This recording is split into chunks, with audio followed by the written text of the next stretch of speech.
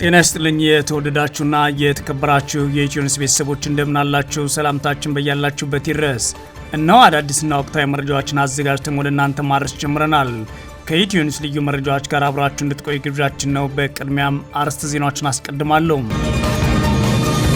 በአማራ ክልል የተለያዩ አካባቢዎች በአገዛዙ ጦርና ፋኖ ኃይሎች መካከል የሚደረገው ውጊያ ተባብሶ መቀጠሉ ተሰምቷል። በጎንደር ቀጠና በተደረገው ውጊያ በአገዛዙ ጦር ላይ ከፍተኛ ጉዳት የደረሰ ሲሆን በወሎ ቀጠና ደግሞ ቆቦን ጨምሮ በርካታ አካባቢዎች ላይ ውጊያ ቀጥሏል ሲሉ የመረጃ ምንጮቻችን ተናግረዋል። በዝርዝር እናየዋለን። ህዝባዊ ወያኔ ሓርነት ትግራይ ህወሓት የኢትዮጵያ ውጭ ጉዳይ ሚኒስቴር ቀጠናውን ለማዳከም ከሱዳን ጋር በቅንጅት እየሰራ ነው በሚል ያቀረበበትን ክስ በጽኑ አስተባበለ።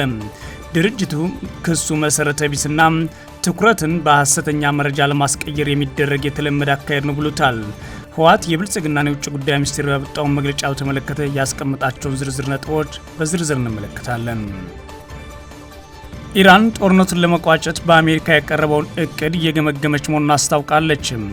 ይህም ለዓለም አቀፍ ማህበረሰብ አዲስ ዜና ሆኗል።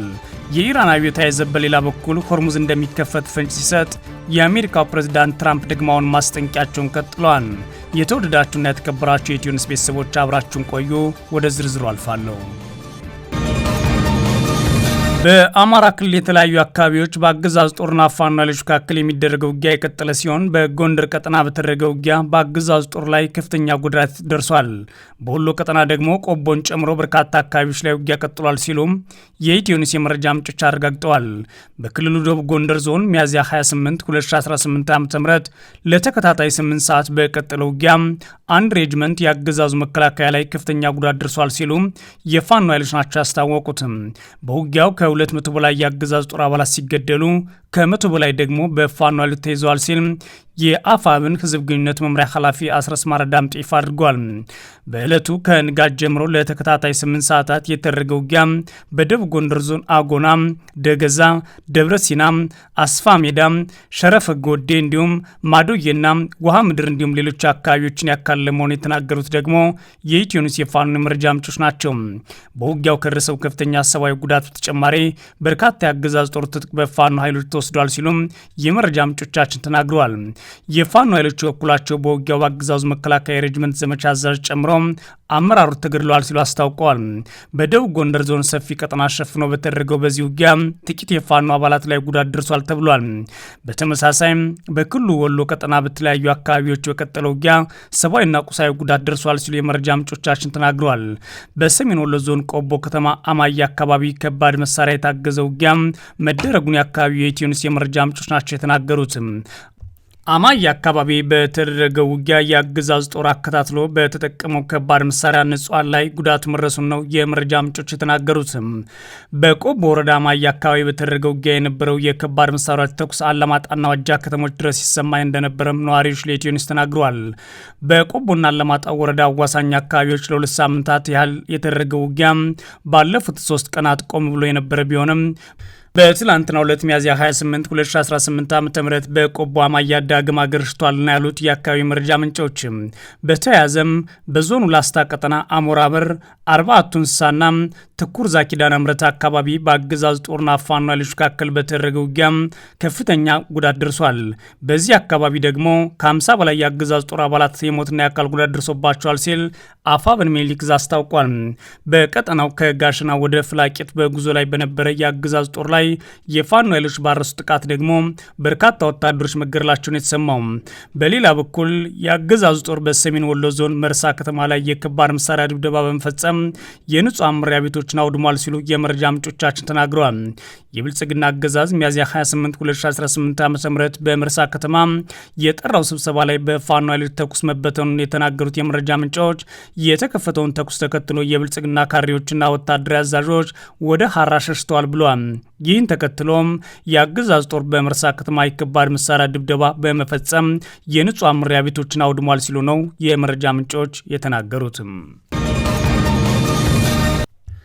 ህዝባዊ ወያኔ ሓርነት ትግራይ ህወሓት የኢትዮጵያ አገዛዝ የውጭ ጉዳይ ሚኒስቴር ቀጠናውን ለማዳከም ከሱዳን ጋር በቅንጅት እየሰራ ነው በሚል ያቀረበበት ክስ በጽኑ አስተባበለ። ድርጅቱ ክሱን መሰረተ ቢስና ትኩረትን በሐሰተኛ መረጃ ለማስቀየር የሚደረግ የተለመደ አካሄድ ነው ብሎታል። በተለይም በትላንትናው ዕለት ባወጣው መግለጫ አሁን ላይ እነዚህን ክሶች ሙሉ ለሙሉ እቃወማለሁ ብሏል።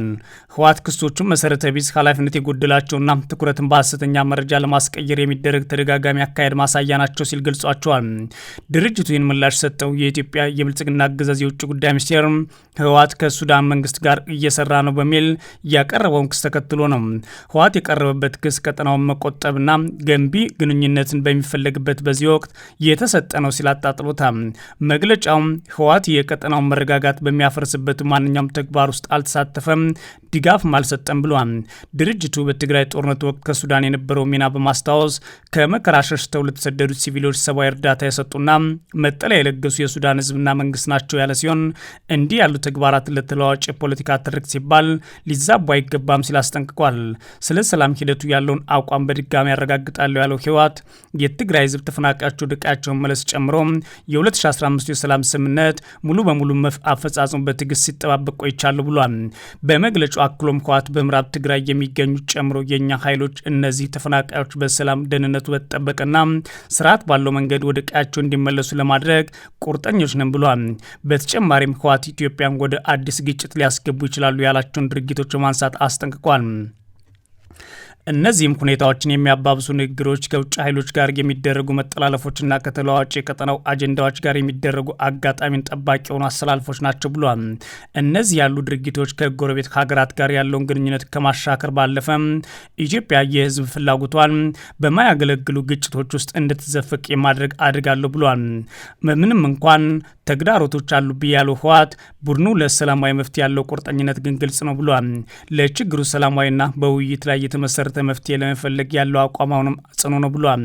ለሰላም ለመረጋጋትና ለገንቢ ውይይት ያለን የማይናወጥ ቁርጠኝነት መግለጽ እንወዳለን ያለው ህወሓት ያለምንም ቅድመ ሁኔታ ለሚደረግ ተአማኒ ሁሉን አቀፍና ውጤት ተኮር ለሆነ የውይይት ሂደት ዝግጁ ነን ብሏል። በመግለጫው ህወሓት አጠቃላይ ዓለም አቀፍ ተዋናዮች ንቁ እንዲሆኑ፣ ቀስቃሽ ትርክቶች ውድቅ እንዲያደርጉ፣ ተጠያቂነት እንዲያበረታቱና ለተገቡ ቃል ኪዳኖች አፈጻጸም ድጋፍ እንዲሰጡ ጥሪ አቅርቧል። ዘላቂ ሰላም በፕሮፓጋንዳ ወይም ሁኔታዎችን በማባባስ ሳይሆን በኃላፊነት ስሜትና በውይይት ብቻ ሊረጋገጥ የሚችል ጉዳይ ነው ብዬ አምናለሁ ነው ያለው ህወሓት በመግለጫው። የብልጽግና አገዛዝ ሱዳን ከባህር ዳር የተነሱ የኤምሬትስና የኢትዮጵያ አገዛዝ የተሳተፈባቸው ድሮኖች እንዲሁም ጥቃቶች የካርቱም ኤርፖርትን ጨምሮ በርካታ መሰረተ ልማቶችን ማውደማቸውን ተከትሎም ባቀረበበት ክስ ላይ ምላሽ ሲሰጥ ህወሓትን እያሰለጠናቸውና ሌሎች ታጣቂዎችንም እንዲንቀሳቀሱ እያደረጋቸው ነው ብሎ ነበር። የብልጽግና አገዛዝ በዚህ ውስጥም ታዲያ የህወሓት ታጣቂዎችን በማስታጠቅና ኢትዮጵያን በመውጋት እየተሳተፈች ያለች ሱዳን ናት እንጂ እኛ አይደለንም ሲል ላቀረበው ክስ ነው ህወሓት ምላሽ ሰጠው። ህወሓት በዚህ ምላሹ ያለነውም በሀገራችን ውስጥ ነው፣ በሱዳን ያሉትም ተፈናቃዮች ናቸው። ምንም እንኳን ባጭሩ አሁን ላይ ሰላም የምንፈልግ ቢሆንም ነገሮችን በማባባስ ግን ሊሆን አይገባም ብሏል። ይህ በሱዳን የተፈጸመው ጥቃት ተከትሎ አሜሪካ ጨምሮ በርካታ ሀገራት ማውገዣ መግለጫዎችን ማውጣታቸው አይዘነጋም። ኢራን ጦርነቱን ለመቋጨት በአሜሪካ የቀረበው እቅድ እየገመገመች መሆኑን አስታውቃለች። ይህ በኢራን በኩል የተሰማ አዲስ መልካም ዜና ሆኗል። የኢራን አብዮታዊ ዘብ ሆርሙዝ እንደሚከፈት ፍንጭ መስጠቱ ደግሞ ሌላኛው ጉዳይ ነው። የአሜሪካው ፕሬዝዳንት ዶናልድ ትራምፕ ግን አሁንም ማስጠንቀቂያቸውን እየሰጡ ነው። ዋሽንግተንና ቴህራን ስምምነት ላይ ሊደርሱ እንደሚችሉ የሚጠቁሙ ዘገባዎች መውጣታቸውን ተከትሎ ኢራን በአሜሪካ የቀረበውን የድርድር እቅድ አሁንም እየታሰበበት ነው ብላለች። የአሜሪካው የዜና ምንጭ አክሲዮስ ረቡዕ ዕለት ባወጣው ዘገባ ዋይት ሀውስ 14 ነጥቦችን የያዘ የመግባቢያ ስምምነት ከኢራን ጋር ሊፈርም ይችላል የሚል እምነት እንዳለው አሳስቦ ነበር። አንድ ከፍተኛ የኢራን ፓርላማ አባል ጉዳዩን ምኞት ሲሉ አጣጥሎት የነበረ ቢሆንም የውጭ ጉዳይ ሚኒስትሩ ቃል አቀባይ ግን ቴህራን በአሜሪካ የስምምነት እቅድ ላይ ያላትን አቋም ለፓኪስታን አደራዳሪዎች እንደምታሳውቅ ተናግረዋል። የኢራን የውጭ ጉዳይ ሚኒስትር ቃል አቀባይ እስማኤል ባጊ አሁን ላይ የአሜሪካ ውሳኔ ሀሳብ አሁንም በኢራን እየተገመገመ ነው፣ እየተጠናቀቀ አስተያየቷን ለፓኪስታን ወገን ታሳውቃለች ሲሉ ኢስና ለተሰኘው ለኢራን ተማሪዎች የዜና ወኪል አስረድተዋል። የፓኪስታን ውጭ ጉዳይ ሚኒስትር በበኩላቸው ሀገራቸው ይህንን የተኩስ አቁም ወደ ዘላቂ የጦርነት ማቆሚያ ለመቀየር እየጣረች ነው ብለዋል። ፕሬዚዳንት ዶናልድ ትራምፕ ደግሞ አሜሪካ ባለፉት 24 ሰዓታት ውስጥ ከኢራን ጋር እጅግ ጥሩ ንግግር አድርጋለች ሲሉ ስምምነት ላይ ሊደርሱ እንደሚችሉ ጠቁመዋል። የአክሲዮስ ዘገባ እንደሚያመለክተው ባለ አንድ ገጹ የመግባቢያ ስምምነት በዝርዝር ለሚካሄድ የኒውክሌር ድርድር በማዕቀፍነት የሚያገለግሉ 14 ነጥቦችን ይዟል። ከስምምነት ነጥቦቹ መካከል ኢራን ኒውክሌር የማበልጸግ ተግባሯን እንድታቆም ስለማድረግ፣ ማዕቀቦችን ስለማንሳትና በሆርሙዝ ወሽመጥ በኩል የሚደረግ ነጻ ጉዞውን መመለስን የሚሉ ይገኙበታል። በዘገባው የተጠቀሱት ሁለት ለጉዳዩ ቅርበት ያላቸው ሰዎች እንደተናገሩት ኋላ የሚደረሰው የመጨረሻው ስምምነት የሚመሰረተው በዚህ እቅድ ውስጥ በመተካተቱ ነጥቦች ላይ ነው። ሮይተርስ የዜና ወኪልም ባወጣው ዘገባ ይህንኑም ባያረጋግጥም እስካሁን ድረስ የስምምነት ነጥቦች ለሕዝብ ይፋ አልሆኑም ብሏል። በኤክስ ገጻቸው ላይ አክሲዮስ ላወጣው ዘገባ ምላሽ ሰጡት የኢራን ፓርላማ የብሔራዊ ደህንነትና የውጭ ጉዳይ ፖሊሲ ኮሚሽን ቃል አቀባይ ኢብራሂም ረዛኢም አሜሪካውያን ፊት ለፊት በሚደረገው ድርድር ያላገኙትን ነገር እየተሸነፉ ባሉበት ጦርነት አያገኙትም ብለዋል። ኢራን ጣቷ ቃታው ላይ እንደሆነ እና ዝግጁ መሆኗን የገለጹ ረዛኢም አሜሪካ እጅ ሰጥታ ከአቋሟ ፈቀቅ የማትል ከሆነ ቴህራን ከባድና ጸጸት የሚያመጣ ምላሽ እንደምትሰጥ አስጠንቅቀዋል። ፕሬዚዳንት ዶናልድ ትራምፕ በአሜሪካ እርምጃ መውሰድ እንደምትጀምርም ዝተዋል። ትሩዝ ሶሻል የተሰኘው ማህበራዊ ገጻቸው ላይ ባሰፈሩት ጽሁፍ ኢራን ስምምነት ላይ ካልደረሰች ድብደባው ይጀምራል። በሚያሳዝን ሁኔታ ከበፊቱ የበለጠ ከፍተኛ ደረጃና ክብደት ይኖረዋል ብለዋል። በሌላ በኩል አሜሪካና ኢራን ወደ ስምምነት እየተቃረቡ መሆናቸው እየተነገረ ባለበትና የትራምፕ ዛቻን በቀጠለበት በዚህ ሁኔታ የኢራን አብዮታዊ ዘብ የሆርሙዝ ወሽመጥ ሊከፈት እንደሚችልበት እድል አለ ሲል ፍንጭ ሰጥቷል።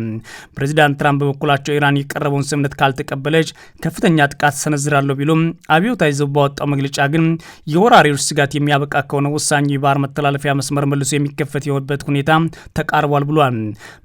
በመግለጫው ጨምሮም የወራሪዎች ስጋት ሲያበቃ በአዲሱ አሰራር መሰረት በወሽመጡ በኩል የሚደረጉ ጉዞዎች ዘላቂና አስተማማኝ ይሆናሉ በማለት ኢራን ያወጣችውን ወሽመጥ የማስተራር ደንብ ተግባራዊ እንደሚሆን ገልጿል። ይህ በእንዲህ እንዳለ አሜሪካ ፕሬዚዳንት ግን አሁንም ዛቻቸውን ቀጥለዋል። ጦርነቱና የሆርሙዝ መዘጋት ከኢራን ጋር በሚደረስ ስምምነት እንደሚያበቃ፣ ነገር ግን ኢራን ከስምምነት የማደርስ ከሆነ የቦምብ ድብደባችን ዝግጁ ነው ይላሉ። ኢራን የተስማማንበትን የምትፈጽም ከሆነ የተከፈተባት ጦርነት እንዲያበቃና የሆርሙዝ ወሽመጥ ኢራን ጨምሮ ለሁሉም ክፍት ይሆናል ብለዋል ትራምፕ።